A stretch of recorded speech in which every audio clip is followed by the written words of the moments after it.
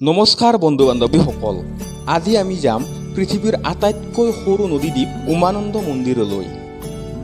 পৃথিৱীৰ ভিতৰত আটাইতকৈ সৰু নদীদ্বীপ হ'ল উমানন্দ বা ময়ূৰ দ্বীপ। কালিকা পুৰাণ অনুসৰি ইয়াক ভীষ্মাচল, ভীষ্মকূট আৰু ভীষ্মশল্য নামেৰে উল্লেখ আছে। মহাদেৱ শিৱৰ তপস্যা কামবানেৰে ধ্বংস কৰাৰ বাবে শিৱই ক্ৰোধিত হৈ তৃতীয় নয়নেৰে কামদেৱক ইয়াতে হেনো ধ্বংস কৰিছিল। সেইবাবে ইয়াৰ নাম ভীষ্মশল্য।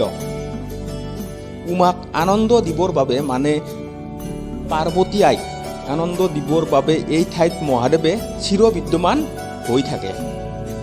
এই ঠাইখিনিত হেনো মহাদেৱ শিৱ বাবা আমাৰ চিৰবিদ্যমান হৈ থাকে। সেইবাবে এই ঠাইখিনিক আমি উমানন্দ বুলি জানো বা উমানন্দ বুলি জনা যায়। এই দ্বীপটো দেখাত ময়ূৰৰ দৰে।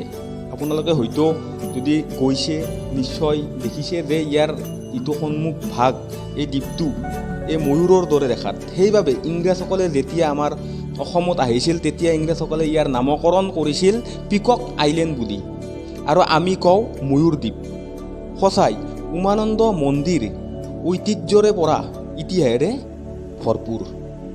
গতিকে আমি অসমৰ হৈ বা অসমৰ সন্তান হিচাপে আমি ইয়াক লৈ গৌৰৱ কৰিব পাৰোঁ। সঁচাই আমাৰ অসমখন ঐতিহ্যৰে ভৰপূৰ। নানান ধৰণৰ ঐতিহ্যপূৰ্ণ বস্তুৰে আমাৰ অসমখন জাকত জিলিকা হৈ আছে। গতিকে আমি গৌৰৱ কৰিব লাগে উমানন্দ মন্দিৰ আমাৰ অসমত আছে।